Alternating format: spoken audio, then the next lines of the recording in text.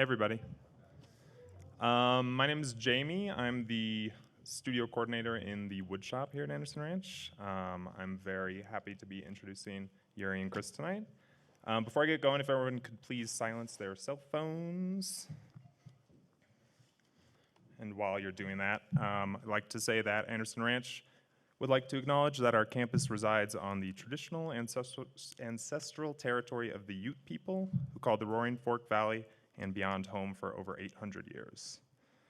I'd also like to acknowledge Anderson Ranch's longstanding relationship with the Furniture Society, a nonprofit organization representing and connecting furniture makers and designers from around the world. We'd like to welcome their members here today, which I'm sure there's at least 4 or 5. You in there?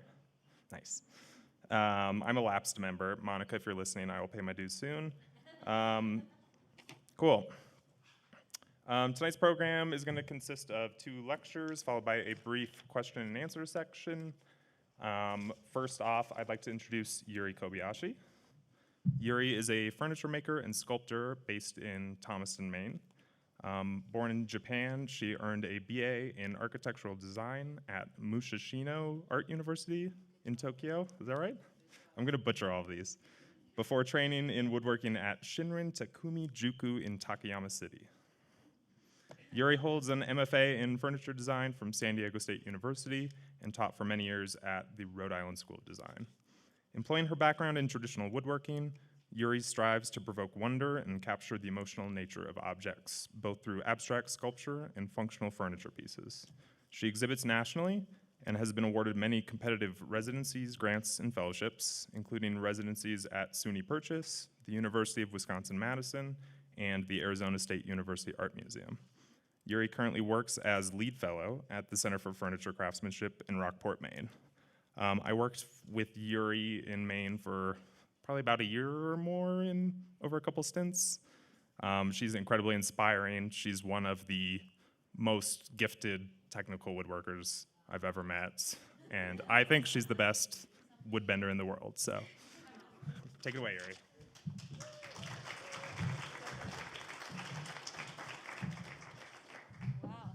Jamie.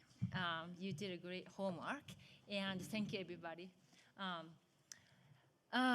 It's nice to be back here, and my first time at the Anderson Ranch was almost 20 years ago, and I've been coming here in so many different capacities. First time as a student, and then what's next?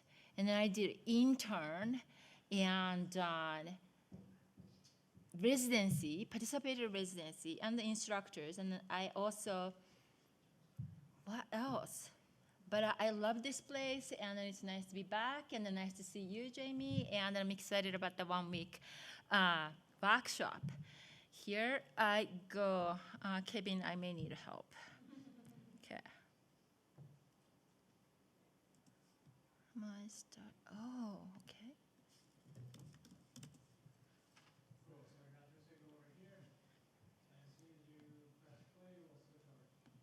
Okay. Now here I go. So this is my presentation. Is my English okay, by the way? Yeah? Okay, excellent. But pardon me that I am going to read my writing. And here I go. I'm going to start. It's my presentation will be a little bit about my background, where I'm from, and how evolved, how my work evolved. And here I go. Down. So born and grew up in Japan, the essence of Japanese ethics, aesthetics, and the culture was embedded in me before I recognized it. So this slide's kind of showing the glimpse of Tokyo, skyscrapers, scene of nightlife, and some greens and cherry blossoms. And those roots were exuded through my everyday activities or behaviors, also through my work. Grew up in culture that holds strong relations with the tree, and my curiosity about wooden objects and the buildings came naturally. I studied architecture in an art school. Unfortunately, or fortunately, soon I found that an architect is not to build, but to design and draw. I chose to train in woodworking. And I enrolled in a 2-year program, private woodworking school located in a rural city, Takayama, about 200 miles northwest of Tokyo. You can kind of see drastic change, beautiful 4 seasons view.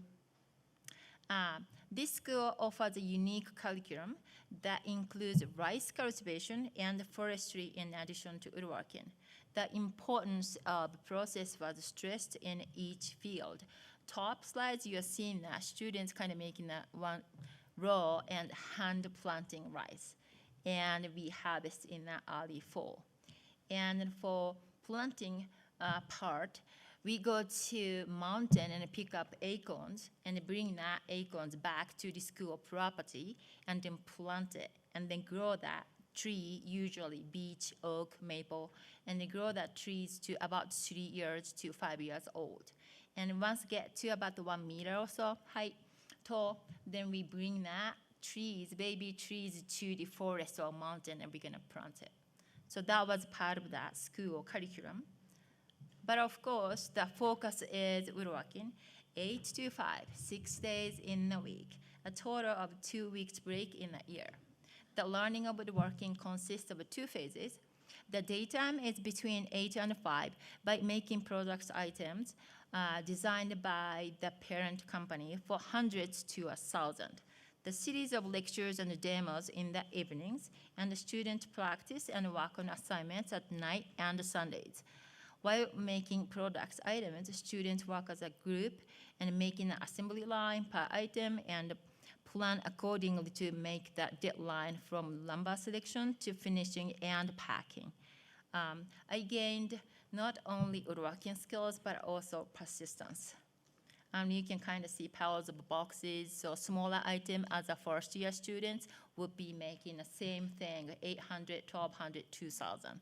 And the second year students finally get to make a piece of furniture, but not single one of a kind. Chair, maybe 25 to 30, desk, table, 5 to 10, bench, 5 to 10. So you work with students and making a plan, schedule, and then you have to make that deadline. So that was kind of my training, woodworking training. And then I met this lady, Wendy Mariyama, an artist, furniture maker, educator, and role model for many. Visited the school while I was still a student. With her encouragement and support, I moved to California and studied under her guidance.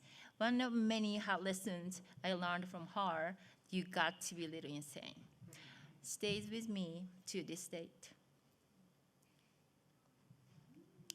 Passage 2. This piece explains well my training. Doing the same operation repeatedly is like a meditation. The overall length of 17 feet, nearly 4,000 mortise and tenon joints. So the way that I learned woodworking was to do same operation over and over and again. Sometimes like last couple of hours, 8 hours. Second day, you'll be still doing the same thing. So cutting, making that same mortise and tenon over and over and again, I had to book that. This time it was in a grad school. I had to book out the table, so 10 p.m. I'm gonna get it done by 6 a.m. So no one can get close. So I had to do it in that certain time. But like I said, it becomes therapeutic and meditative. And this piece being 10 feet tall, 17 drawers, moved to the United States as an adult, minor and significant, all kinds of differences between Japanese and American, between Japan and the United States, caught my attention, and it frustrated me. Then there was an epiphany. I began to find more similarities or universalities than differences. I left some of the weight lifted.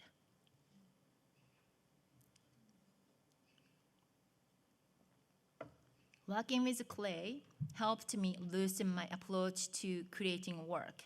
You don't need a square to check square all the time when you're working with clay. And the phase, this piece expresses the universal nature of life cycle, evolutions, and birth to death in all creatures. I believe in the idea that collecting many smalls together can lead to a meaningful and powerful outcome more than just the sum of the parts. Swimmy, written by Leo Leone, a children's book that I read at the age of 6, inspired that idea, and since then I have been attached to it. I also like to introduce my favorite quote by Leo Leone. From time to time, from the endless flow of our mental imagery, there emerges unexpectedly something that, vague though it may be, seems to carry the promise of a form, a meaning, and more important, an irresistible poetic charge. In response, earlier my work was often composed of many small parts. Without assuring a skeptical structure sounds, I trust my gut and I dive in. It is risky when a plan you hope works, yet nothing is guaranteed. You would not know the result until completing that piece. This piece believing an interpretation of my belief system in relation to the sun, something to hold on to, is a good sample of how my idealistic plan worked out in the end. A 6-foot diameter wheel-like structure made of many parts stands on its own without the glue. Whenever I get to chance to exhibit, I myself go to the site and I bring my assistant and spend day and a half assembling it, and same thing, break down, another day and a half, break it down, bring it into the box, and so it's a work, but now this piece found a home, so one more time that I need to assemble. So this is another detail. The form of itself and the purpose of sailing vessels are so inspiring. Also, eggs and various cedar pods are captivating and symbolize life to me. This represents me somewhat collecting together upright. I am ever grateful to mentors, friends, and the community surrounding me. As supported by those many people, I feel that vessel might be able to take off like a rocket. I think my previous life was a bird. I so wish I were a bird. Then they dream, what if a rib cage stretches? Would it perform like a bird's wing? If so, am I ready? Do I have guts enough to run, kick off the ground, let go, and be free? From time to time, my interest shifts between non-functional and functional. Either case, I like taking on challenges and solving problems, which is my deep-rooted motivation in that making. And this piece, functional, suggestively 5 feet long wall hang shelf with a lid and cavity made of Douglas fir. A drum-inspired side table / container with a non-mechanical speaker. I designed it based off of, do you remember iPhone 5? I had it back then. To dock for a sound amplifying feature. As I completed it, of course, Apple released the iPhone 6, which was, of course, more significant in many aspects. A good lesson. Not so smart to design a product around Apple products. A set of wall hang cabinets generated by the offcuts of the previous work. I'm gonna go back. So I made this total, 5 of them. And then I used a technique called coopering, and then each stave had a certain angle, and the offcuts also had the same shape and same angle. So I collected, did not throw it away, and I kept it to make this doors. So in the end, I actually liked the byproduct of this cabinet better than that. Covered in snow, a broken street lampshade was found on Madison's Central Street. I rescued the inactive glasses, and a few years later, it turned back into a lamp again. So I kept this glass lamp, the glass part, and then I hold on to it many years, did not know what to do. But one day, okay, this needs to be go back to lamp again. Am I becoming a fool I want to be? Do I even know how I want to be? I thought of the answers in making that chair, Lynn. At least I knew I wanted the company. Sometimes explorations and investigation of a technique become the main driving factor in creating. A side table came out of that twist bending exploration. While making it, many of my friends thought that it would be the fanciest, the most expensive trash bin. On and off, I had worked on a series of mindscape using the same shape and mold. So I don't know if you can tell, 6 pieces based off of the same shape somewhere. And this piece, Rhode. Until the pandemic, I had not stayed in one place continuously for longer than 8 months. I have been carrying such a nomadic life by choice and feel sort of like losing a sense of home. Not so much missing it, but perhaps dreaming it. On a continuous bumpy ride, that vehicle with 4 wheels supports my living style and continue to search for the next journey. Chase.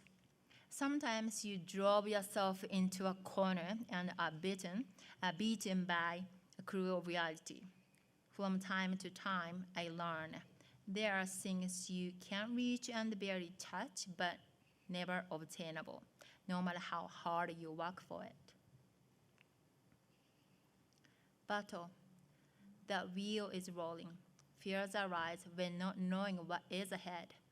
Fears freeze me when I know exactly what it would be like. I stop and then imagine what could happen. That moment of the mind battle. Should I go or not? Maybe fine. Unless otherwise, I will never know. Burst. Accumulated frustrations and layers of uncertainty overcast my head. Not knowing what exactly there, it grows inside. Just like too much air inflated in a balloon, it eventually explodes. I scream loud in the studio or at the beach and surprisingly feel better afterwards. It's okay and better to let it out. Whisper. Once in a while, I hear a whisper of evil, a sweet invitation to so-called a black hole or rabbit hole. That whispering sounds so appealing and even soothing to my wrecked mind. Once caught and trapped in it, I knew it was almost impossible to get out of it. I wish there were no whispers and strive to cancel the noise. Letting out and turning my thoughts and feelings into 3-dimensional abstract forms helps me shape my life. Distracted by too many antennas, curio, and abstract format of a creature could be myself, occupied with many negative thoughts and disturbing emotions, keeping from being sane. I focus on listening to my heart. Bending exploration in seeking out a large-scale installation, I have been almost obsessed trying to bend the wood. And this is the workshop that I and Christy is gonna run, making a curve out of wood. So if you're interested, stop by in the shop. So this is the kind of part of steam bending technique that I use. So right now, what you're seeing is, since stock wooden stick is inside a poly tube, and the steam is feeding inside the tube, so I'm bending it around the mold.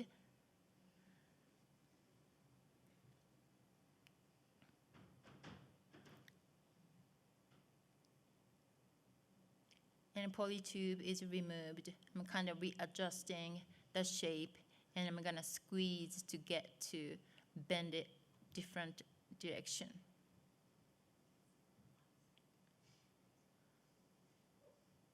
And I made many of them. Can't you guess how many?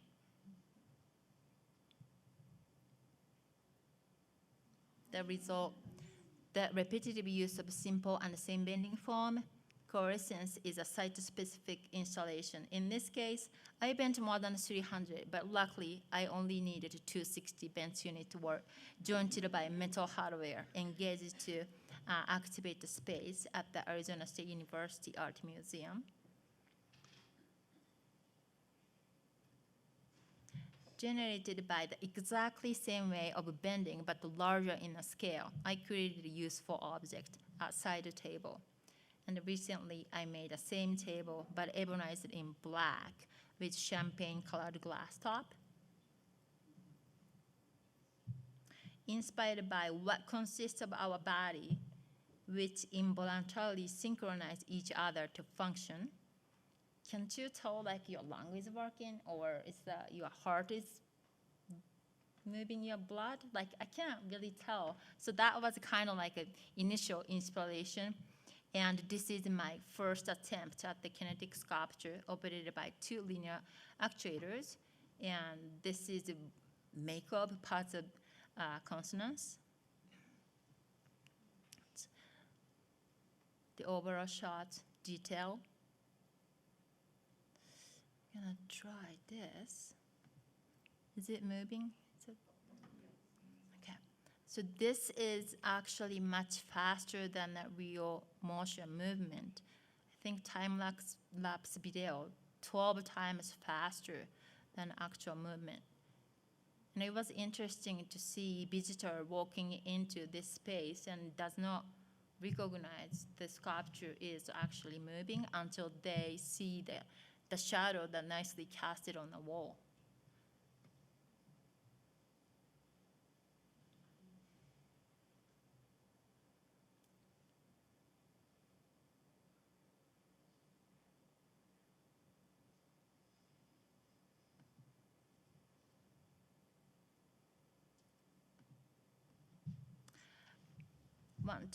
One to 5 scale models of a rocking chair, my way of ideation and design development.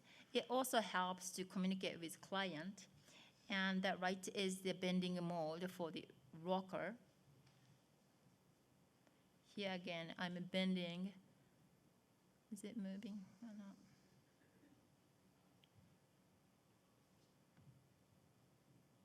Is it doing? Yes.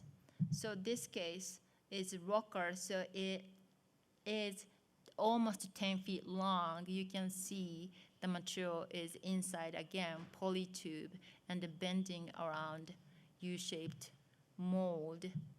And at this point, the steam is inside, making wood somewhat flexible. And now removing from the U-shape and trying to make that rocker, bending opposite way.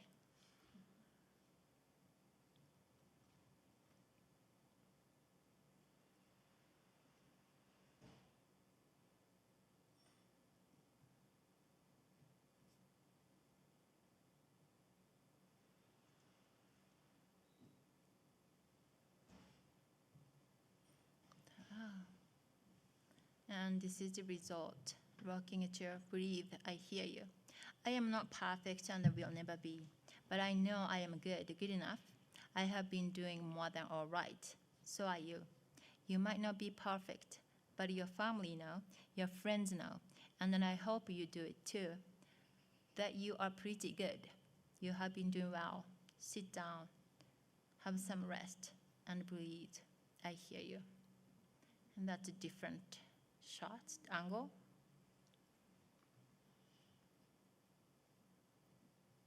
A set of dining chair commission, it gave me the second time around to seek after the same questions, who and how do I want to be? And borrowing a chair as a metaphorical reference of a person, I aim to reflect my answers. And again, I added to the company a side table.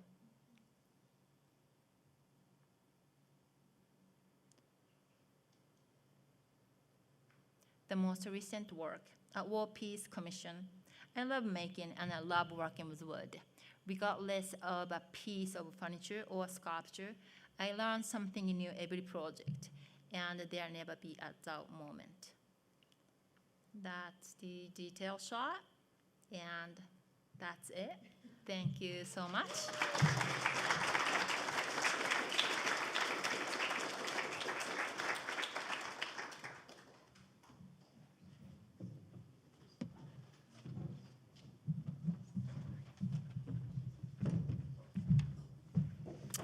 Thank you, Yuri. Next up, we've got Christine Lee. Yuri and Christine are co-teaching this week in the Wood Studio. Christine has an interdisciplinary practice encompassing art, design, science, and sustainability. Chris's natural inclination to salvage and her deep appreciation for the environment inform her selection of fiber-based or sustainable materials, and she often uses materials considered to be mundane or disregarded for use in the creation of sculpture, functional work, and installations. Her practice also includes engineering and science-based collaborations.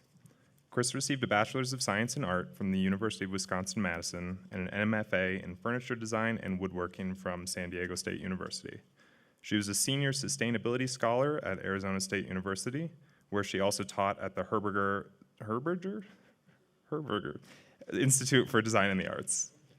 Chris has participated in numerous residencies at places such as Jurassic, Anderson Ranch Arts Center, the Workshop Residence, and as the Schmidt Ocean Institute's Artist at Sea.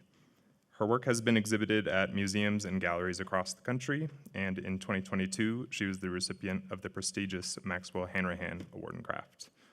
Please help me welcome Christine.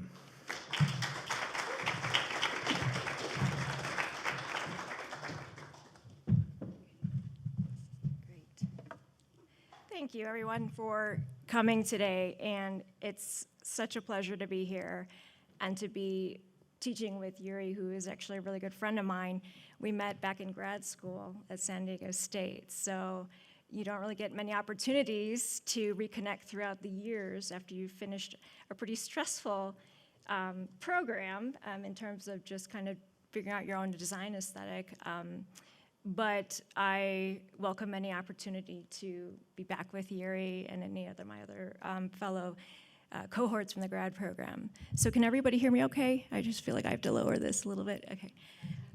Yes, thank you. I'm very dehydrated. I also want to thank the ranch for bringing me back here. I've also been to the Anderson Ranch Arts Center in many different capacities, not only as a student taking workshops, as an assistant, as an intern, working in various parts, and as a resident artist, both an emerging right after graduate school and an established. So teaching here, last time I was here was actually co-teaching with Wendy Maruyama, our lovely leader retired leader of our program from San Diego State.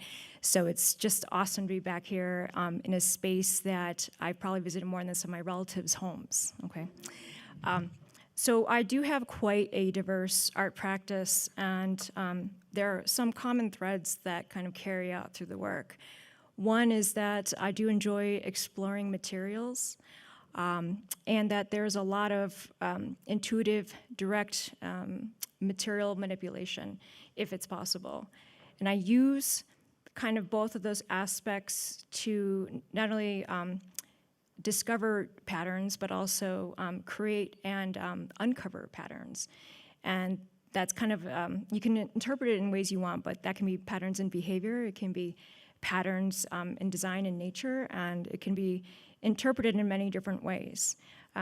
But the most important thing is that actually from my training in a craft-based area of furniture design and woodworking, I had an opportunity to really spend time with a medium, and I was able to take that experience and realize that if you spend the same amount of time with other materials, you can also develop a similar understanding or relationship. So that's why I do have kind of a more diverse portfolio of different materials. So one way to I'm going to show the first few images, kind of show the range of how I explore materials, because sometimes materials are just great as is, you know. They don't need they don't need to be altered much at all. So very little manipulation. These are just wood shims that I'm sure you're familiar with that you use to level things in your home or so forth. And I haven't had to manipulate them at all, except I just painted them. And then I stacked them, and they're not glued. So they just kind of stay in place. And as you can see the detail, it allows me to create these patterns in this space. And then I don't have to keep it in that configuration. They can be reused. So it is important for me when I use a lot of repetition with materials, I don't actually want to limit its use if possible, because then it'll just go to the landfill. Here's another example. This basically is just surplus fire hose, and instead of like cutting it up, I reverse coiled it to show kind of this abstracted topography. As you can see, it's just a really beautiful material as is, right? So no need to really tear it apart.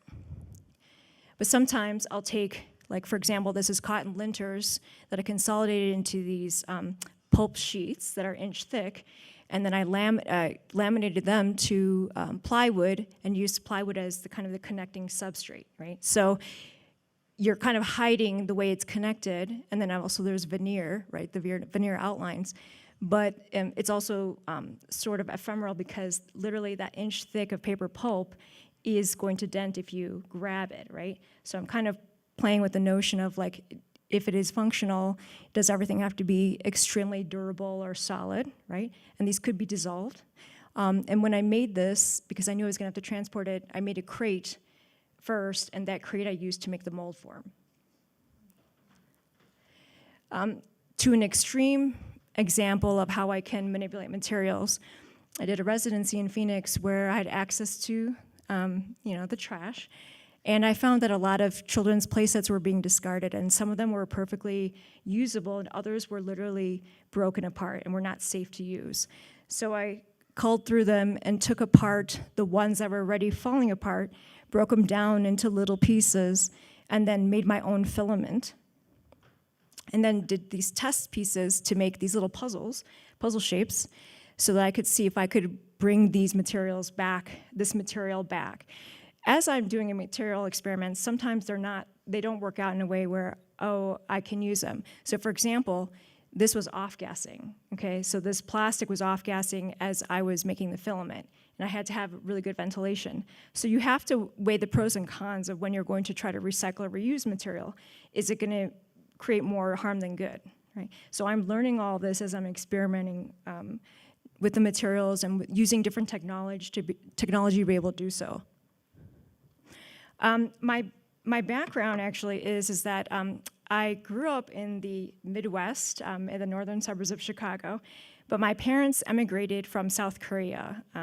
Both my mom and father grew up in extremely poor situations. Okay? It was wartime Korea. They're both from Daegu. And my mother was one of 8 children, and my father was one of 6 children. And when I was growing up, they would tell me these stories of like how they had almost like nothing. And my mom's father actually passed away, so my grandmother had to raise 8 children by herself in South Korea. And she sent every one of them to college. So there was a lot of sacrifice. And even I remember the story they were telling me, my uncle, his birthday gift was like a bunch of eggs, hard-boiled eggs, and he shared them with his siblings. And I'm eating eggs as a child, and I'm like, whoa, this egg must be very precious, because here I am, like, I can't take for granted what I have when clearly, the hardships of what my relatives have experienced is like, it's almost incomparable, right? So I think my parents did a fantastic job instilling a sense of appreciation for anything. So the clothes you had, the food, and we recycled it and reused certain things.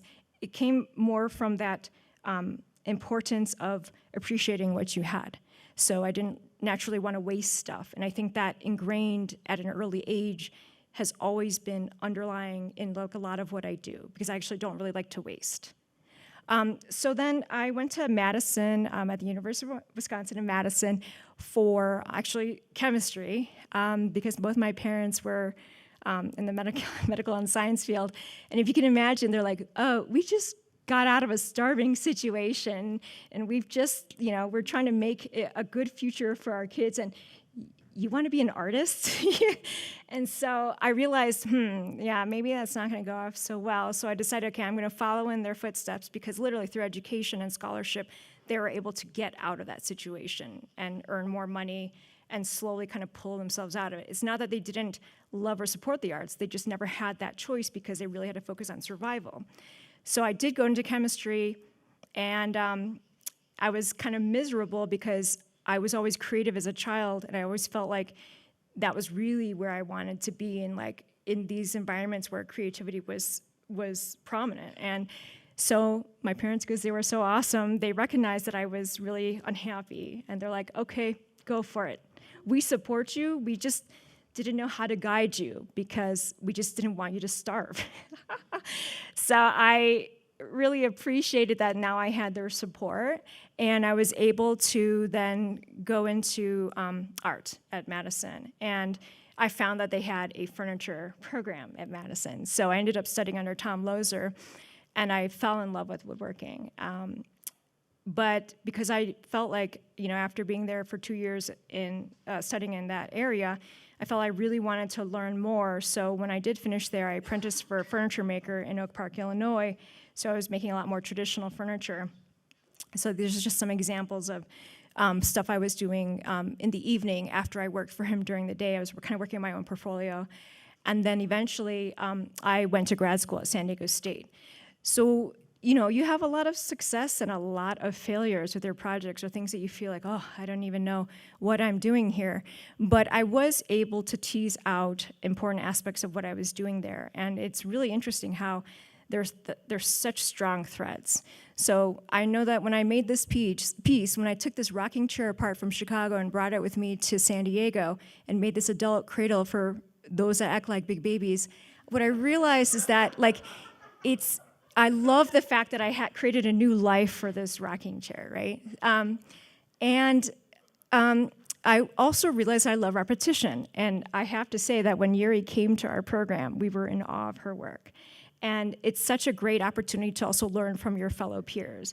In fact, I don't know if you've seen a drawer style like this, but Yuri showed me this drawer style. So I was able to crank out these 50 small drawers and the 8 larger drawers because of, I was making a lot of drawers, and this was a great opportunity to use this technique. That etching that you see on the panels, we did not have a laser etcher during 2001.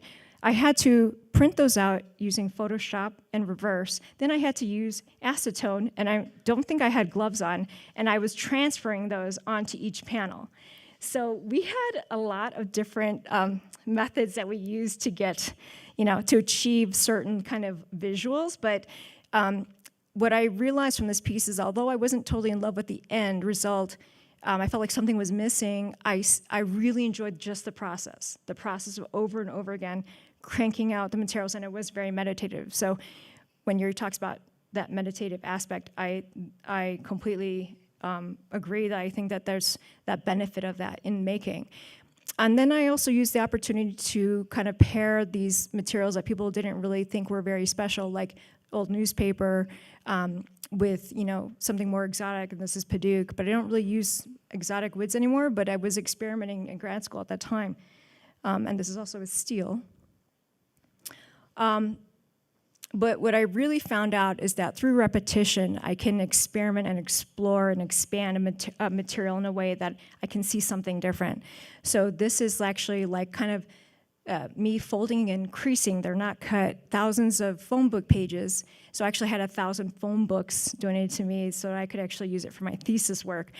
And what I found is that I was weaving this kind of pattern in my behavior with the pattern in the text that existed in the phone book. So where you're looking at this combination of these two patterns being brought together. I have had some significant experiences after graduate school that have really also informed the way I think about materials and what I'm doing now. One of them was a residency in San Francisco. Some of you may know this. They call it the dump. But you actually have access to the waste stream of San Francisco. And it's both exciting but also disheartening because you see all this perfectly good materials that are going to the trash, and as a resident artist, you have access to that. But those trucks are being loaded every day, and they're going to a landfill in Livermore. In this case, I decided I wanted to use the material that came up the most in that area, and that was 2x4s. So I pulled all these over 170 2x4s, pulled all the nails and screws out, and then worked on a bench design, and then also used the concrete that was being poured in the city of San Francisco. The excess concrete that they would have was diverted and was able to come to the dump, and they would pour it into these molds that I made also out of stuff from the dump. So it's almost a complete use of material from the dump. Okay. The only thing that I had to make sure that was new was the casters, because they had to be rated for liability so that they wouldn't like fall apart. But these are mobile. These are 8-foot-long benches that can be moved in that space for different configurations. But it's a complete use of the material there.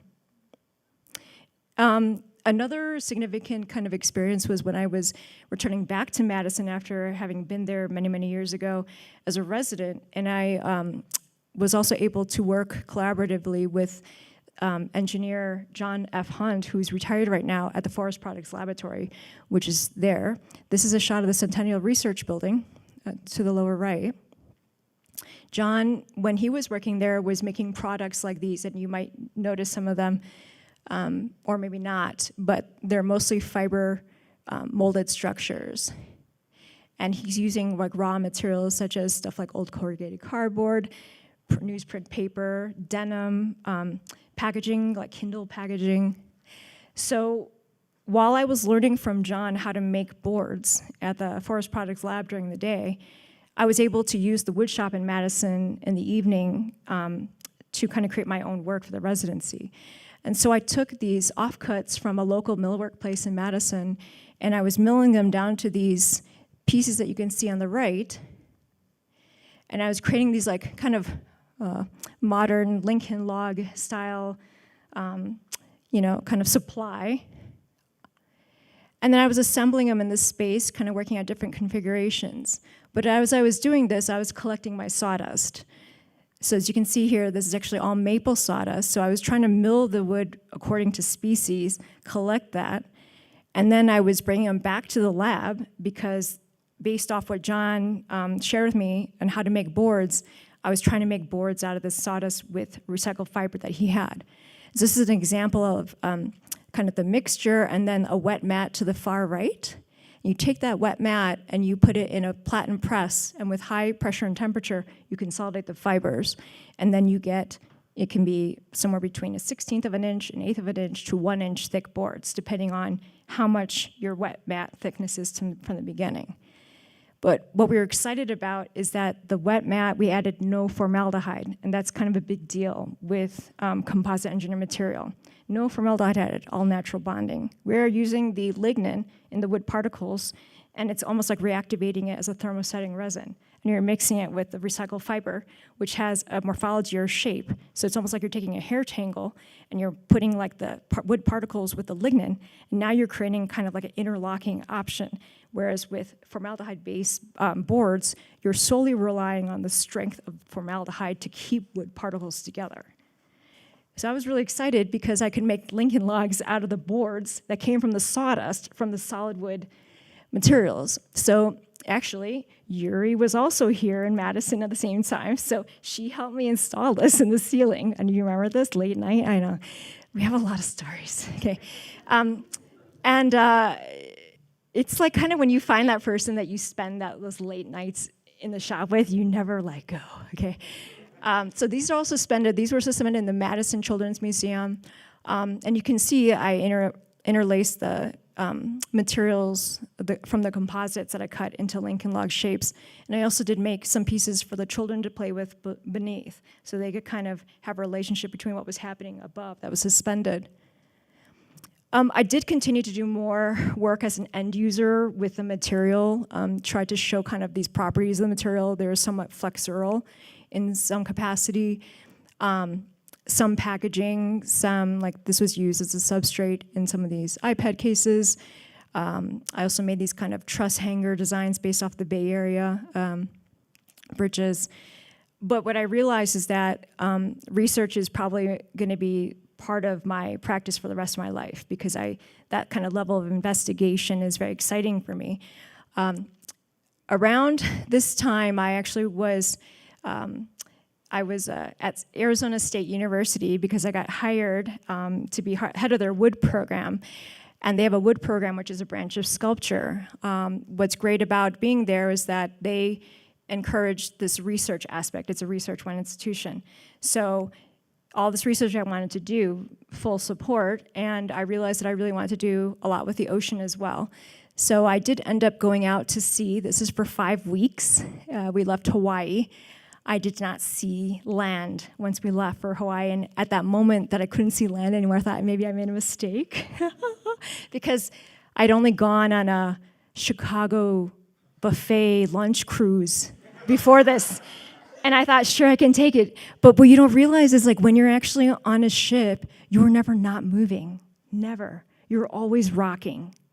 And I thought, okay, this is going to be interesting. And it was a little bit scary, but then I actually really fell in love with the experience. And they had this ROV that was actually going down. So this particular, they call it a cruise, but it's not like a luxury cruise. They just call it a scientific cruise.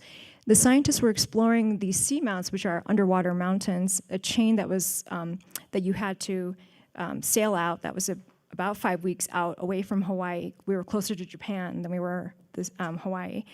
And when you're there, the seamount is actually a physical barrier. And what the scientists wanted to research was how the change of the characteristics of certain organisms and sea life, how that change had happened due to that physical mass of that mountain in that space. So they're taking specimen samples across the seamount, going back and forth. What the ROV allows us to see is live in situ video footage of what's happening down there, and they only take specimens back up of what they need. So they really want to keep everything down there as much as possible. They don't want to disturb it, right? So you can imagine as artists, all these awesome alien-like specimens are coming up on board. It's also sad because, you know, they're being sacrificed for the study, but at least I appreciate it, you know, and I know that they did too. But I just never seen the textures and the qualities of these organisms. And one of the things that I was doing on there was 3D printing some of the organisms. So I was doing a photogrammetry program to capture the image in the round, and then I was 3D printing it while I was on board. But I would recommend doing photogrammetry on a steady ground because you have to move also with the ship as you're taking pictures, and you're taking a lot, you know. So I had to experiment a lot, but it was great. I did a whole suite of 3D prints while I was there. At the end of the cruise, I was the only one who was like, "Oh, we have to go back," and everyone was like ready to go home. But I had such a great time. But while at ASU, so we were encouraged to do a lot of research and outside work. So I would also do some public art projects. This is just one example of the Fire Station 603, where I actually used their tools that were no longer being in service, such as the spanners and the couplings, and I laid them out into kind of a rug runner, so that when they came home to kind of a relaxing, kind of almost textile type pattern. And then I used luminescent chips that were solar charged, so that they didn't need to bring in power to illuminate that area. They would just be charged by the sunlight in Arizona. And those are the chips that you can see there.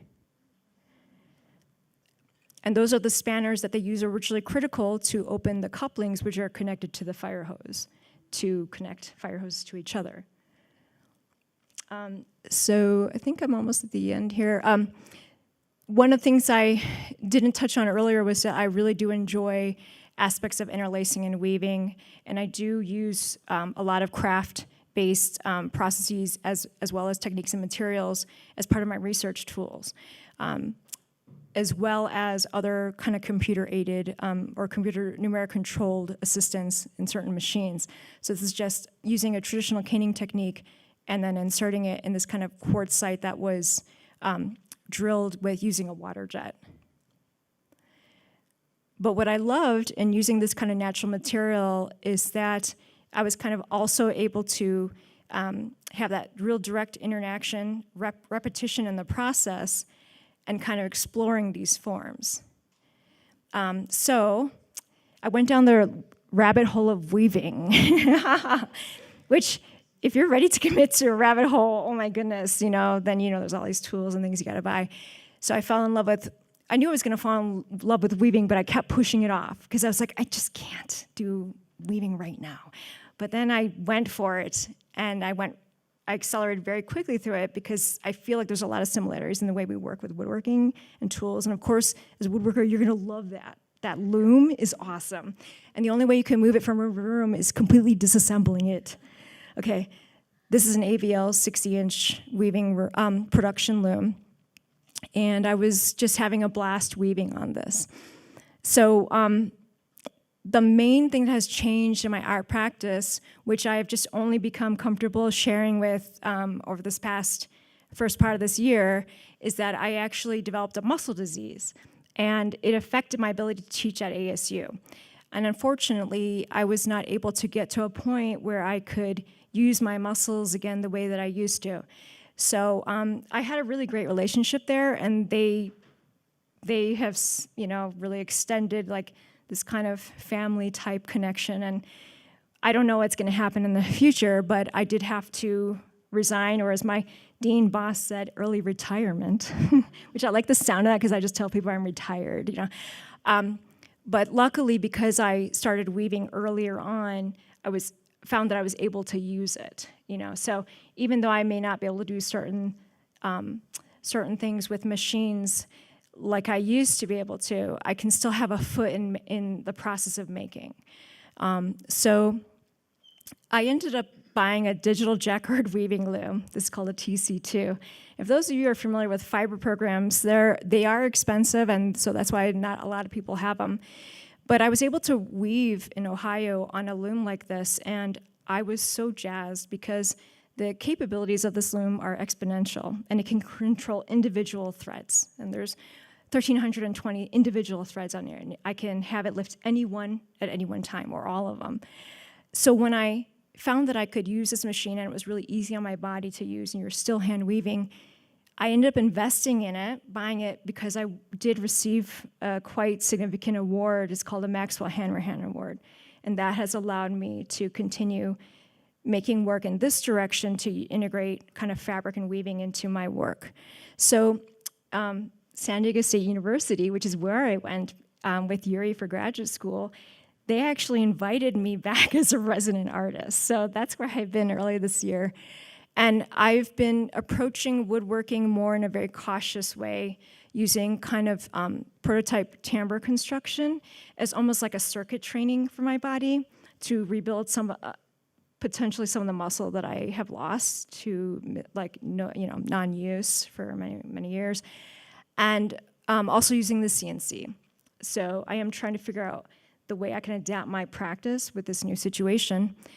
And then I'm weaving, not only weaving stuff that I could potentially use as the timbre material, but also weaving structures. And the structures are collaborative work too with a few scientists. So I'm working on both of those things. And some tapestries as well too, just purely visual tapestries. So I encourage everybody to find happiness in your studio practice. And my muse is my dog, and she gets to go with me to this residency every day. That's Pepperoni. And she's very jealous of the loom. So anyway, but she, if you don't already have a furry friend, I totally encourage you to have one. But it's been a phenomenal last year, and I'm just so happy to be here and to be in this space and ability to kind of, in a positive way, be in this space. Thank you, everybody.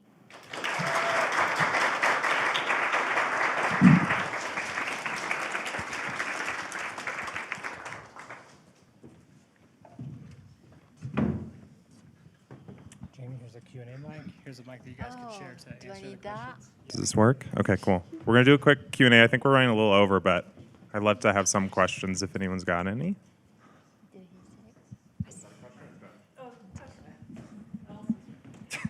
Hi, oh my gosh, so inspiring. I also am a woodworker, and I guess this is a question for both of you, but more for Chris. Especially with reusing materials, which can border almost hoarding. At least for me, I hate wasting. I hate seeing the offcuts of wood be thrown in the garbage, and plastics and all these things. But I have a tendency to just want to keep it all. How do you manage that kind of approach to making, reusing, and even just woodworking so that you can figuring out space is really a question and a comment. Figuring out space. Oh my goodness. Sharing a graduate school and sitting at bench back to back, and her place was always stuffed material, and I needed to almost build off this space, otherwise she never throw away. So she's basically like collecting or never tossing the material or offcuts. Like she's like the piles of materials, collected materials coming down to my space, and yeah, and then her room too. So that was kind of interesting. But every time she moved, and like, oh my God, do you really need this? Like some point we really need to like cut it. But I don't know how she really managed, but at least my case is I trying to keep the offcuts until I finish the project. And sometimes, like if lucky, I get the moves from offcuts. There's some of projects I use that just offcut, but that's about it. I'm not that much obsessed like the person I'm sitting next to me. She's beyond. I wanted to present a nicer, more edited and elegant version of what she's saying, but it's okay because in the beginning, when I was finding a lot of materials I was inspired by, it was harder because we had limited space. We had a full program, like 10 or 11 other grad students in our program. So at some point I realized I could only work with so much. And then I got a storage unit. Okay, and that's where I put the 1,000 phone books, okay? But, you know, once you move a lot of stuff a few times, and it's heavy, and it's, like, hard to do, you realize, you know, I should figure out a different system. But also, I did use the stuff that I saved. There's a huge difference. Hoarders don't use what they save. I actually used it, and I felt great. Every time I used something and I saved, I felt amazing. It's a personal joy. I'm not gonna like tell everybody, hey, I used this piece and it became this doorstop. You know what I mean? I'm not gonna do that, but I think for me, you have to weigh the pros and cons of the joy that you get from keeping something. It's almost like if you personify it, it's like everyone throws so many things away. Why not just figure out one other use for the material before it has to, you know, just go to the trash and not be used? You know, I kind of couldn't help myself but think, oh, there's just got to be another way and another way to use it. But these days, I do kind of put like kind of parameters on what I do because it's not viable. And it's nice when you have a reuse center where you can donate your materials or you can get materials that someone else donated. That's really helpful. Like there's actually in Phoenix or in Tempe, there was an art center that it'd be open to art educators and other people, artists, and you could go and find a bunch of stuff, but if you weren't using stuff, you could bring yarn back, you know what I mean? So I feel like part of it is having access to places like that, but also just knowing that for the time that you have, you want to explore something, you want to explore it well, it's okay, you can come back to something else later. You know, there's always going to be a lot of stuff. So I hope that helps. Anybody else?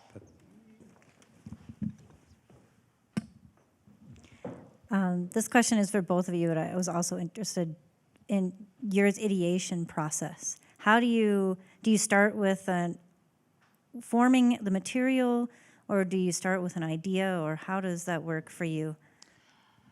I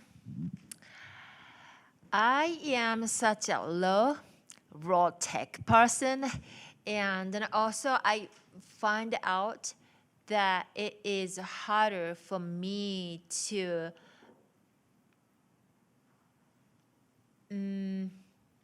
express what I see in my head and translate it onto the paper is so difficult. I'm not a good drawer. So I use paper, wire, clay, plasticine, or wood. And then easier for me to actually making it almost like a model or a maquette rather than trying to draw and onto the paper 2D.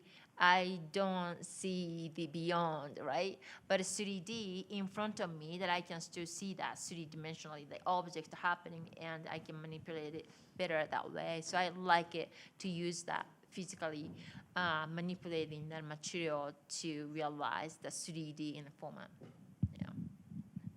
Yeah. I would say that I used to start out with sketches that were either scale drawings or pretty accurate, but then I felt like when I finished making the piece, all I was doing was just, I already finished the idea in my head, so it's not as exciting when you make the piece.